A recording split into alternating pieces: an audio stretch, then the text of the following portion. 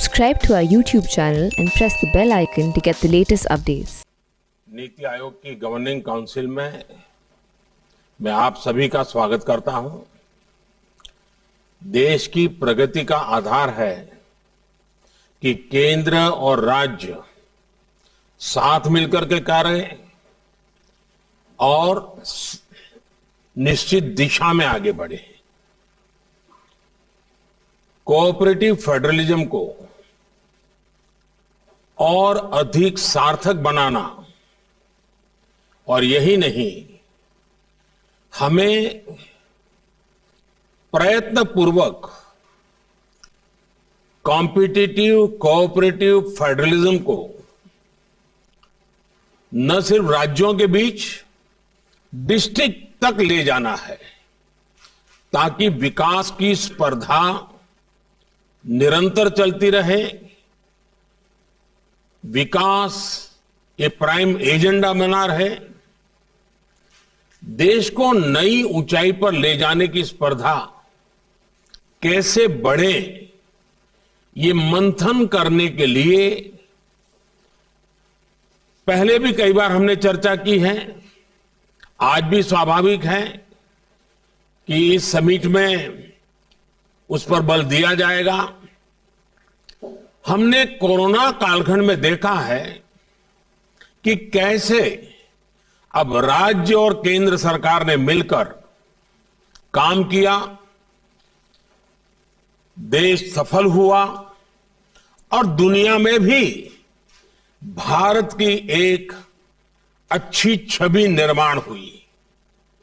साथियों, आज जब देश अपनी आजादी के 75 वर्ष पूरे करने जा रहा है, तब इस गवर्निंग काउंसिल की बैठक और महत्वपूर्ण हो गई है।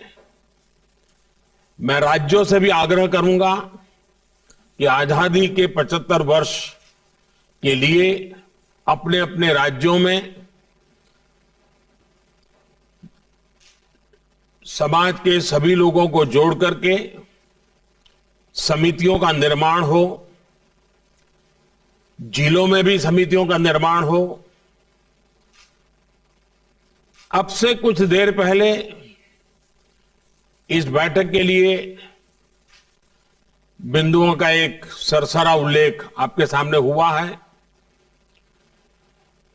इन एजेंडा पॉइंट्स का चयन देश की सर्वोच्च प्राथमिकताओं को ध्यान में रखते हुए किया गया है।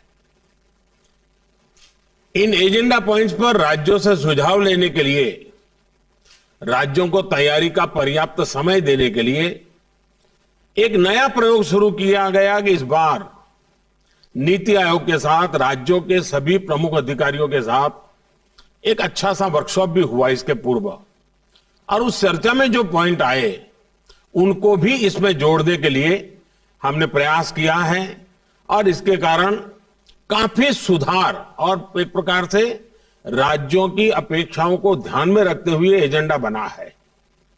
इस प्रक्रिया से गुजरने की वजह से इस बार गवर्निंग काउंसिल के एजेंडा पॉइंट बहुत स्पेसिफिक है और हमारी चर्चा को और सारगर्भित बनाएंगे।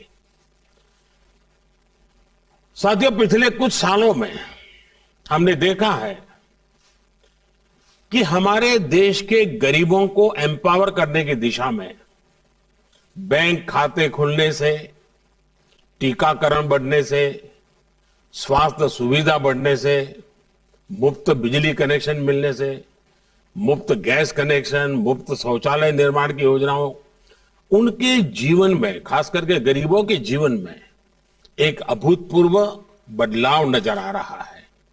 देश में अभी हर गरीब को पक्की छत देने का अभियान भी तेज गति से चल रहा है। कुछ राज्य बहुत अच्छा परफॉर्म कर रहे हैं, कुछ राज्यों को अपनी गति बढ़ाने की आवश्यकता भी है।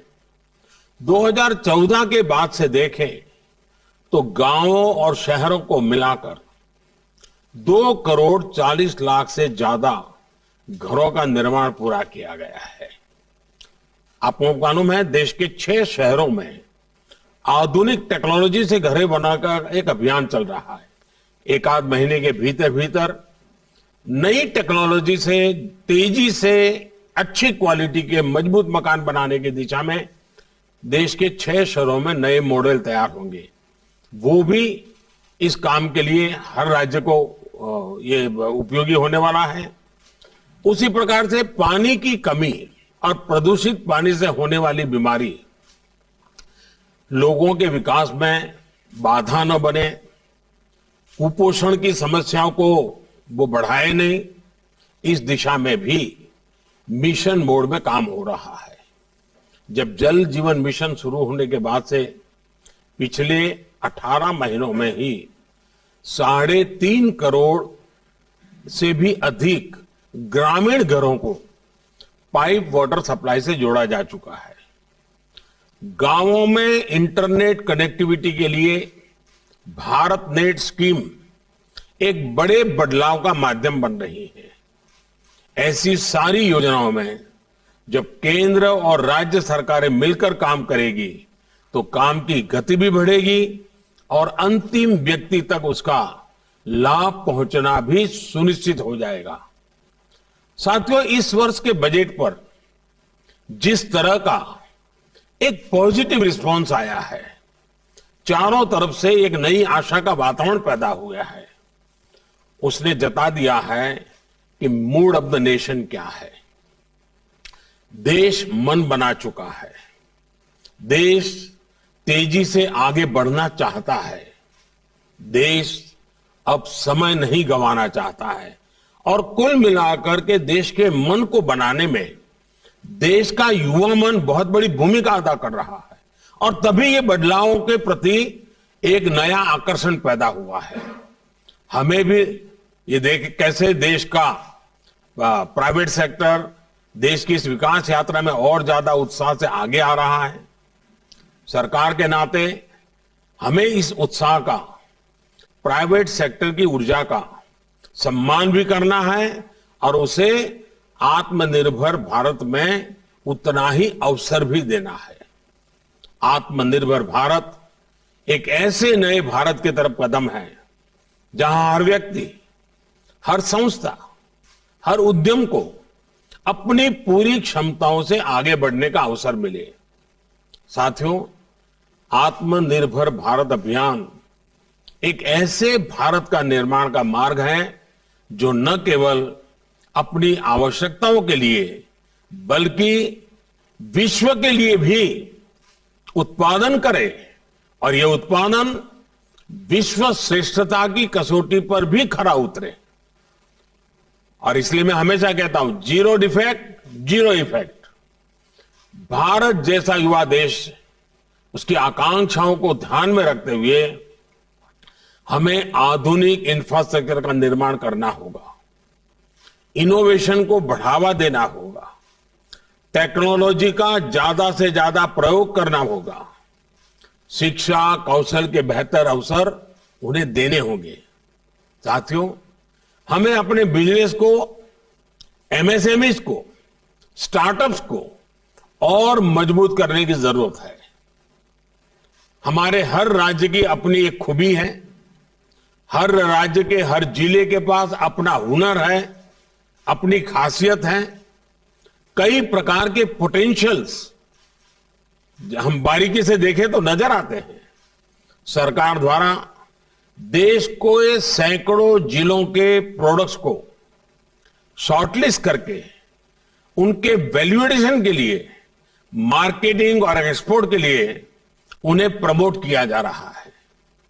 इससे राज्यों के बीच एक स्वस्थ स्पर्धा अभी प्रारंभ हुई है, लेकिन आगे बढ़ाना है। कौन राज्य सबसे ज्यादा एक्सपोर्ट करता है, अधिक से अधिक प्रकार की चीजें एक्सपोर्ट करता है, अधिकतम देशों में एक्सपोर्ट करता है, अधिक से अधिक मूल्य की चीजें एक्सपोर्ट करता है, और फिर जिलों में भी ये स्पर्धा कैसे बने और हम एक्सपोर्ट पर विशेष बल हर राज्य, हर जिला कैसे दे।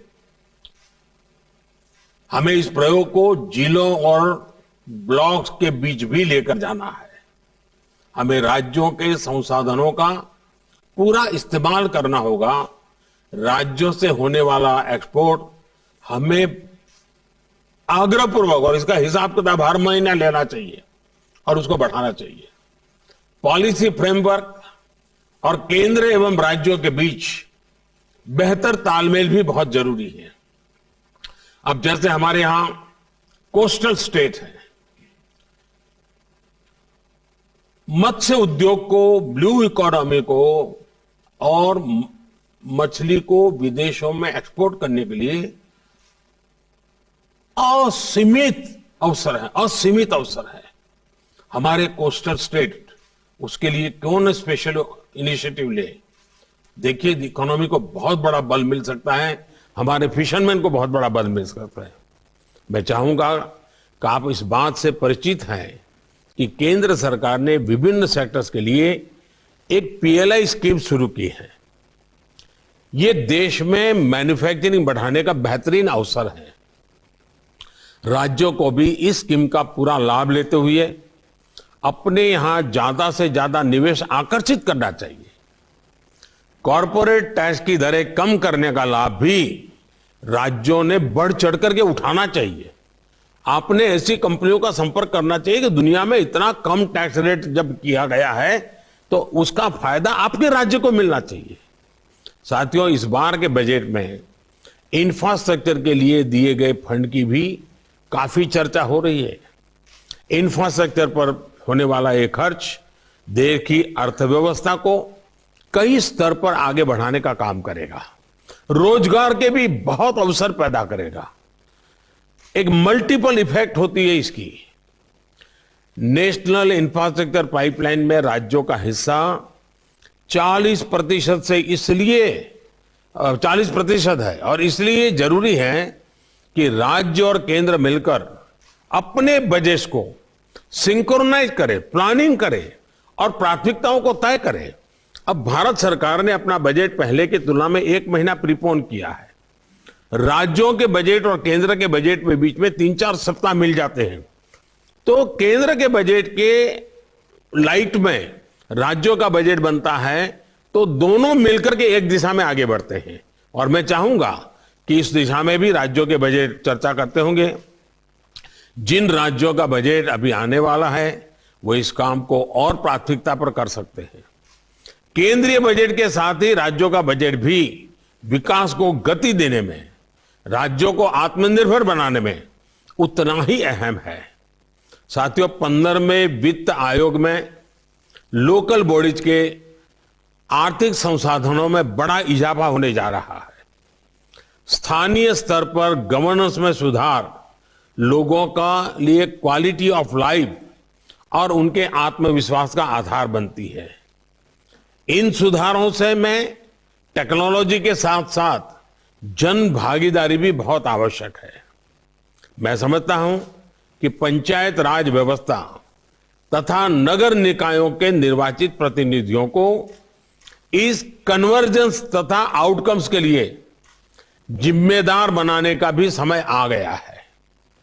स्थानीय स्तर पर बदलाव के लिए जिले, राज्य और केंद्र एक साथ मिलकर काम करते हैं तो परिणाम कितने सकारात्मक आते हैं, इसके लिए आकांक्षी जिलों का उदाहरण हमारे सामने है। एस्पिरेशनल डिस्ट्रिक्ट का जो प्रयोग रहा है वो अच्छे परिणाम दे रहा है, लेकिन पिछले कुछ दिनों में कोरोना के कारण जो गति आनी चाहिए तो नहीं आई, लेकिन अब फिर से उस पर हम बल दे सकते हैं। साथियों, कृषि अपार क्षमताओं से भरी है, लेकिन फिर भी कुछ सच्चाइयां हमें स्वीकार करनी होगी। हम कृषि प्रधान देश कहे जाएं, उसके बावजूद भी आज करीब 65-70 हजार करोड़ रुपए का खाद्य तेल हम बाहर से लाते हैं। ये हम बंद कर सकते हैं। हमारे किसानों के खाते में पैसा जा सकता है, ये पैसों का हकदार हमारा किसान है, लेकिन इसके लिए हमारी योजनाएं उस प्रकार से हमें बनानी होगी। हमने पिछले दिनों दालों में प्रयोग किया, उसमें सफलता मिली। अब दाम बाहर से लाने में, दालों को बाहर से लाने में खर्चा हमारा काफी कम हुआ है। ऐसी कई चीजें, कई खाद्य चीजें बिना कारण हमारे टेबल पर आज आ जाती है। हमारे देश के किसानों को ऐसी चीजों को उत्पादन में कोई मुश्किल नहीं है, थोड़ा गाइड करने की जरूरत है। और इसलिए ऐसे कई कृषि उत्पाद हैं जो हमारे किसान न सिर्फ देश के लिए पैदा कर सकते हैं बल्कि दुनिया को भी सप्लाई कर सकते हैं। इसके लिए जरूरी है कि सभी राज्य अपनी एग्रो क्लाइमेटिक रीजनल प्लानिंग उसकी स्ट्रेटेजी बनाएं, उसके हिसाब से किसान को मदद करें। साथियों, बीते वर्षों में कृषि से लेकर पशुपालन और मत्स्य पालन तक एक होलिस्टिक अप्रोच अपनाई गई है।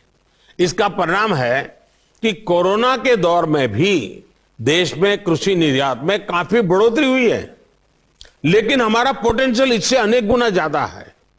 हमारे प्रोडक्ट्स का वेस्टेज कम से कम हो, इसके लिए स्टोरेज और प्रोसेसिंग पर भी ध्यान देने की जरूरत है और उसमें इन्वेस्टमेंट के लिए हमें जितने भी पोटेंशियल जहां भी है उसको जोड़ना पड़ेगा। हमें जानते हैं कि भारत साउथ ईस्ट एशिया में रॉ फिश एक्सपोर्ट करता है।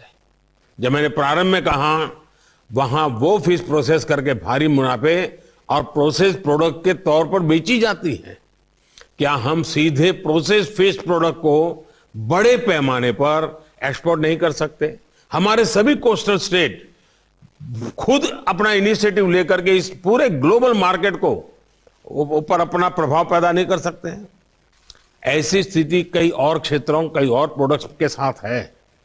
हमारे किसानों को जरूरी आर्थिक संसाधन मिले, बेहतर इंफ्रास्ट्रक्चर मिले, आधुनिक टेक्नोलॉजी मिले, इसके लिए रिफॉर्म्स बहुत जरूरी है। साथियों, हाल ही में ऐसे कई रिफॉर्म्स किए गए हैं जो रेगुलेशन को कम करते हैं, सरकार का दखल कम करते हैं। मैंने पिछले दिनों देखा, सरकार के अंदर सामान्य व्यक्ति को कंप्लायंस, हजारों ऐसे कंप्लायंस हैं जिसको हम निकाल सकते हैं। जैसे पिछले दिनों हमने 1500 कानून खत्म किए। मैं राज्यों से आग्रह करूंगा, आप एक छोटी टीम बिठाइए, बिना कारण, अब जब टेक्नोलॉजी है तो बार बार चीजें मांगने की जरूरत नहीं है लोगों से। ये कंप्लायंस का बर्डन देश के नागरिक के सर पर से हम कम करें, राज्य आगे आए। मैंने भी भारत सरकार में कहा है और हमारे कैबिनेट सेक्रेटरी उसके पीछे लगे हुए हैं, कंप्लायंस की संख्या जितनी कम हो करनी है। ये भी ईज ऑफ लिविंग के लिए बहुत जरूरी है। उसी प्रकार से साथियों, युवाओं को अपना सामर्थ्य खुलकर दिखाने का भी हमें मौका देना होगा। कुछ महीना पहले ही आपने देखा होगा कुछ महत्वपूर्ण निर्णय किए गए, उसकी चर्चा बहुत ज्यादा नहीं होती है लेकिन इसका परिणाम बहुत बड़ा होता है। ओएसपी रेगुलेशंस को रिफॉर्म किया गया था। इससे युवाओं को कहीं से भी काम करने की फ्लेक्सिबिलिटी मिली है। इसका बहुत बड़ा लाभ हमारे टैक्स सेक्टर को मिला। मैं अभी पिछले दिनों आईटी सेक्टर के लोगों से बात कर रहा था। मुझे कईयों ने बताया कि उनके 95% लोग अब घर से ही काम कर रहे हैं और उनका काम अच्छा चल रहा है। अब देखिए ये कितना बड़ा बदलाव आ रहा है। हमने इन चीजों पर बल देना होगा। हमें ऐसी जो बंदिशें हैं उन सारी बंदिशों को समाप्त करना चाहिए। काफी मात्रा में हमने पिछले दिनों रिफॉर्म करके किया भी है। आपने देखा होगा कुछ दिन पहले हमने एक बहुत महत्वपूर्ण निर्णय किया है। जियो स्पेशियल डेटा से जुड़े नियमों को भी लिबरलाइज कर दिया है।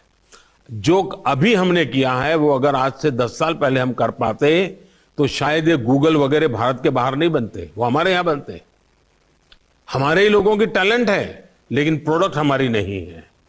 इससे हमारे स्टार्टअप्स और टेक सेक्टर को तो बहुत बड़ी मदद मिली है। मैं चाहता हूं कि ये फैसला देश के सामान्य मानव की ईज ऑफ लिविंग बढ़ाने में मदद करेगा।